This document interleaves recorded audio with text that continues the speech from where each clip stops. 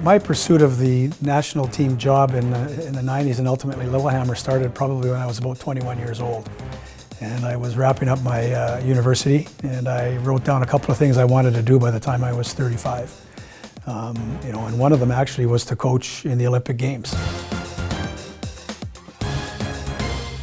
Everybody's between the ages of 20 and 25. We're all young, we're all single, we're all traveling, the world playing hockey. It didn't get any better than that. It was the greatest experience of my life. The cameras were on us and the media attention was there, and you knew it was a big deal. The pride factor that we had, every single one of us, to be able to represent your country was something that I can never replicate. Guys from every walk of life, every corner of this country come together, and those bonds created through that process are bonds, really for life.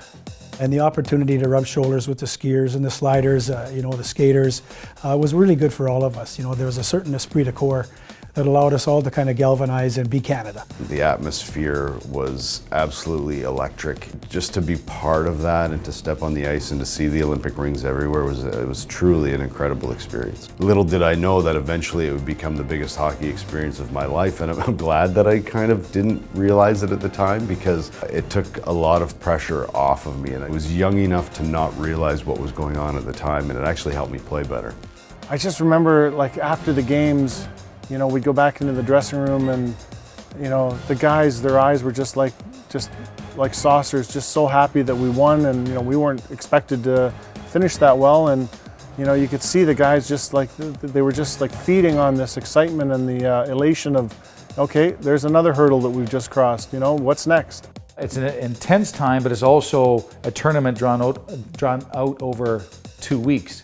It's important not to get too high and too low through that time. If you lose a game, doesn't necessarily always mean that the tournament's over. The team sometimes that reacts best to adversity or setback is oftentimes the team then that ends up doing well. So there's always expectations when it comes to hockey in Canada, and the expectation is always gold. As a hockey player, you understand that, and you go into those kind of tournaments knowing full well that that's the expectation. When we arrived at the '94 Olympics in Lillehammer, we were ranked around 8th at that time. Nobody really expected us to do very much as far as medals or finishing well. That certainly served as motivation for us, but motivation to, again, stay the course, pay very close attention to how we felt we had to play, build ourselves a tournament, not get too fired up or excited about wins or losses for that matter. As the cliche would suggest, a game at a time, but for us it was almost a period at a time. We had added Peter Nedved to the team, and Paul Kariya was there, and we kind of felt something special was happening by the way we were bonding as a group and getting more familiar with each other as we played longer together. Paul Kariya was just a kid. He was just drafted, and he was coming up, and that was the launch of their careers, I think, because as we played, we learned how to win. And Tom Rennie was teaching, if we take care of this and we take care of that, we don't deviate from our plans, we've got a chance. And over time, you could feel the players take it over. There's only so much you can do as a coach anyway, but ultimately we got to the point where they knew exactly who they were, they knew exactly how they had to play, they knew exactly who needed to do what, and that's really gratifying as a coach, where the players can kind of take it on themselves to go play. And when we got to that point, we knew that there was a real good shot at us playing the last game of the tournament. Every game we just got better and better. We started off the tournament playing Italy. It ended up being a good test for us because they were good, but it gave us the confidence of winning. We beat them, and then we just kind of snowballed from there. And then went on and played a really tough game against France and won 3-1, but it was playing these, a little bit lower teams that got us going a little bit. So had we had to play Sweden or Russia or Finland right out of the hop, I think it would have been a little bit of a different story for us. Luckily enough, the Russians weren't in our pool. We thought they were good. We played them a couple of times during the year and lost close games to them. We thought they would be the toughest for sure. Probably the most direct rivalry, though, is with the U.S. The U.S. team oftentimes consisted of players who were kind of comparable in their hockey pedigree and experience to the Canadian teams. I believe we played USA in our third game and we tied 3-3. And this was a team that had beaten us and really taken us to the cleaners in the preliminary season, playing a bunch of exhibition games. They were very, very good. Coached by Tim Taylor, the late Tim Taylor, and did a terrific job with his team. That was our rival during the year. A lot of public opinion was that they were going to medal. But then when we got Paul Kariya, Peter Nedved, and our team started getting better, we were able to start to compete with them. They had to come back to tie it up late in the third period. So we kind of felt like we let that one slip away, but we knew after them, the competition was going to continue to get higher and higher, playing the Slovaks after that, and then Sweden. And Sweden, I talked about some of the names with Forsberg, Thomas Jansson with the Islanders, a KG veteran, Patrick Uline. There was a number of guys on that team, Tommy Salo, that you're looking at these guys, and I remember watching a lot of these players, especially the guys like Thomas Jansson with the Islanders, and now I'm playing against them in the ultimate game, the gold medal Olympics. And to be able to beat those guys in the round robin, it really got our confidence going, and we really believed that we belonged in the tournament. And then after that, I thought we really started to come into our own as a team. We were playing really physical at that time and finishing checks, and guys like Todd Alushko were just warriors, were teaching the opponents what it was like to play against Canada, and we would disinterest them by the end of the game. When we got into the quarterfinal game, all I could think about is if we win this game, if we beat the Czech Republic, we're playing for a medal of some color, whether it's bronze or whether it's gold. But Brian Savage ended up scoring the game-tying goal, and then in overtime, the Czech Republic took a penalty. It was not a good call at all. And then Paul Kariya ended up scoring on the power play. Chris Kontos was on the ice. Peter Nedved actually won the draw back, and there was a shot from the point, there's a rebound, and Paul Kariya was in the high slot, and he was able to whack it in 5-hole. You forget how young he was at the time, but looking back, he was such a great player at such a young age. Our best player, he was 19 years old. He's one of the top players in the Olympics. And I remember the eruption of winning that game. We jumped over the boards, we're celebrating, and we're all saying, I can't believe it, we can't believe it. Like, we were the ultimate underdogs going into this tournament. And then after that win, getting into the dressing room, and the Hockey Canada people handing us cell phones to call our families, to call back home. It was pretty cool, and it was just, to win in overtime, to send us into the semifinal game against the tournament favorites, Finland, was pretty exciting to do. The cherry on top was Finland. They were a juggernaut at the Olympic Games. I think everyone, 3 or 4 games in, had them penciled to win the gold medal. We probably played our best game of the tournament. We knew they were gold medal threats. It was a fast game, very fast ice, I remember that. Ice conditions were great. The game against Finland, for me, that goal was the biggest goal I ever scored. And we were down 2-0, and I remember Greg Parks and Fabian Joseph were my line mates, and these guys were diminutive forwards, and it's the first time in my life I've ever been the tallest forward on my line. Greg Parks, I believe, got the puck to Fabian Joseph, and I saw him get control in the neutral zone, and they just feathered a pass, and I just barely stayed on side. My feet were going probably faster than my brain. At the last second, I realized, I can just go to my backhand, try to get it over the glove hand of the tender, and I was able to do that. And then there was this big rush of emotion came over me as I'm skating down the boards back towards the blue line, celebrating with my hands up. Just this crazy scream comes out of my mouth, and I just realized at that point, man, we're right back in it. And that gave us 2-1, and eventually we rallied the troops and we ended up winning that game 5-3. I never forget Tom Rennie's speech after that game, actually on the bus.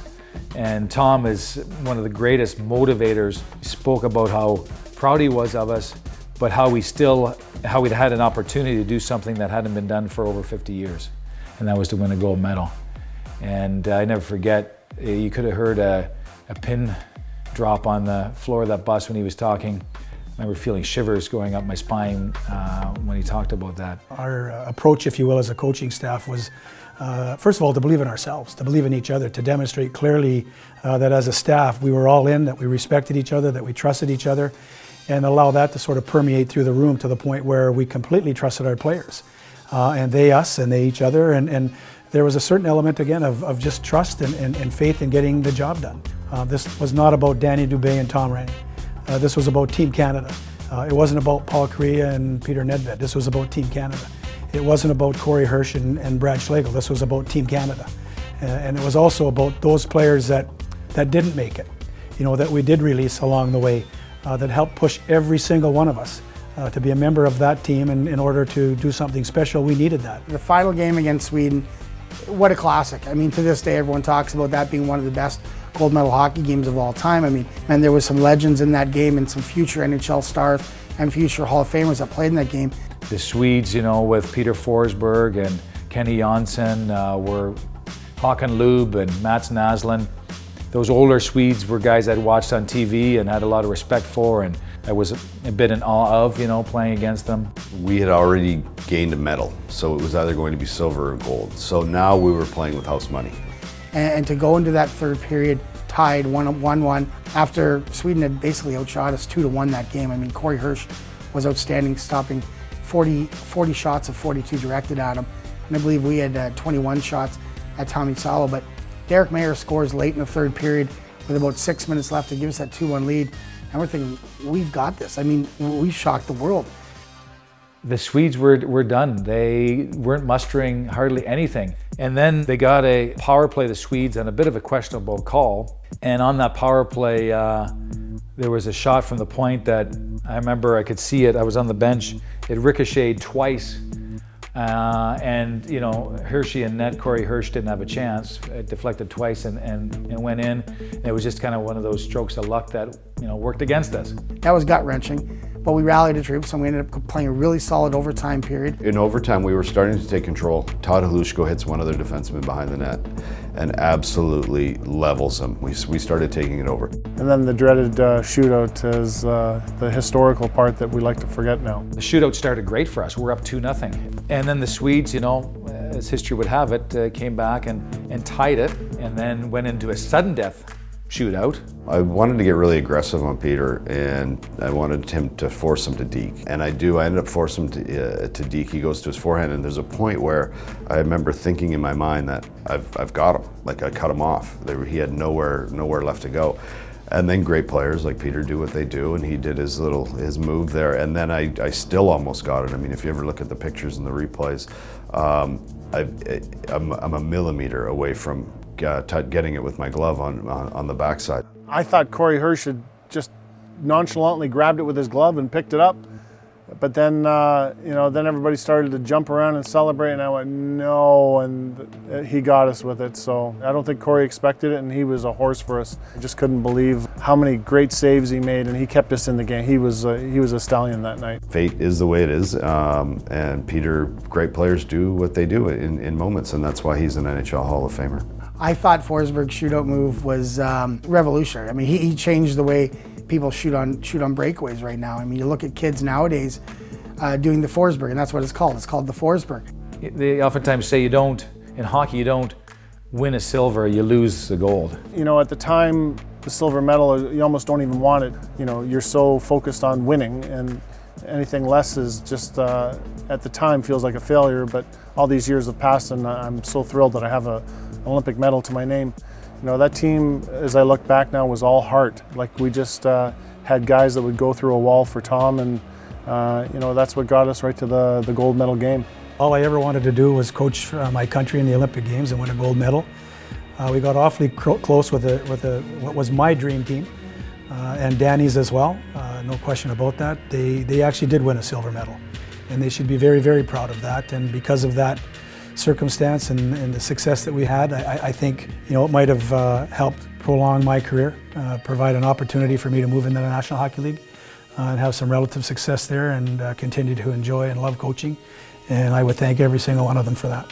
I would love to be back in that locker room one last time, just to hang out with all of them in that moment, and just to enjoy the ride and not worry so much about the future, enjoy the moment, because it was such an incredible experience. You remember, some of the jokesters on the team and some of the practical jokes and some of the funny stuff that happened that helped, kind of, first of all, break the ice, break the feeling of tension that you feel sometimes as an athlete, and also brought the team together. We had some jokers, we had some serious guys, we had such a good mix, and I think that's one of the reasons why our team did so well, is we gelled so fast as a team, and everyone cared for each other. You hear the word family brought up a lot of times in hockey rooms and dressing rooms, but that's truly what it felt like. It felt like we were a bunch of brothers on that hockey team that were going to battle for each other. And it's sometimes not till later in your life that you realize just what it meant and how special it was, and it's something that will never be replicated in our lives again.